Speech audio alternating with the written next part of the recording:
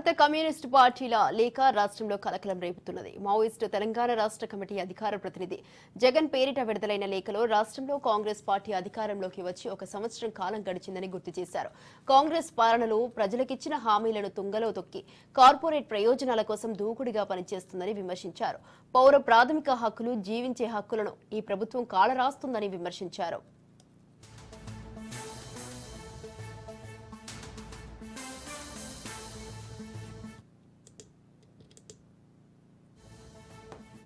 భారత కమ్యూనిస్టు పార్టీల లేఖ రాష్ట్రంలో కలకలం రేపుతున్నది. మావోయిస్టు తెలంగాణ రాష్ట్ర కమిటీ అధికార ప్రతినిధి జగన్ పేరిట విడుదలైన లేఖలో రాష్ట్రంలో కాంగ్రెస్ పార్టీ అధికారంలోకి వచ్చి 1 సంవత్సరం కాలం గడిచిందని గుర్తు చేశారు.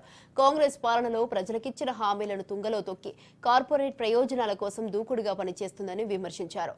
పౌర ప్రాథమిక హక్కులు, జీవించే హక్కులను ఈ ప్రభుత్వం కాలరాస్తుందని విమర్శించారు.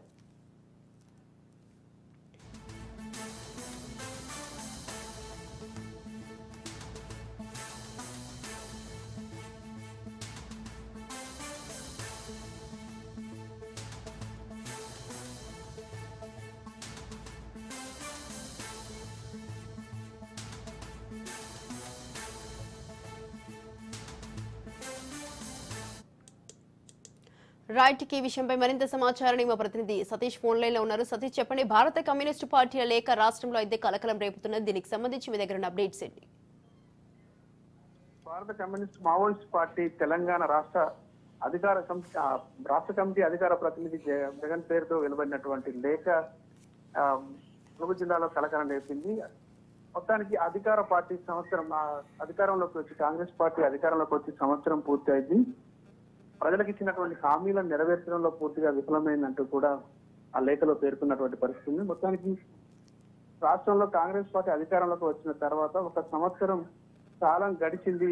సంవత్సర కాలంలో కాంగ్రెస్ ఇచ్చినటువంటి హామీలు నెరవేర్చకపోగా ప్రజలను కార్పొరేట్ కు అంకితం చేసేలాగా వ్యవహరిస్తున్నారు, కార్పొరేట్ వ్యవస్థకు వత్తాసు పలికేలాగా వ్యవహరిస్తున్నారంటూ కూడా ఆ లేఖలో పేర్కొన్నటువంటి పరిస్థితి.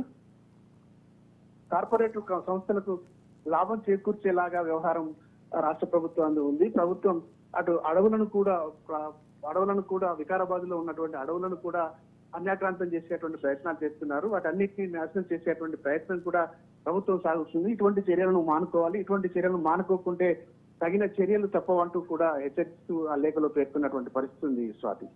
Right, thank you Satish, thanks for the details.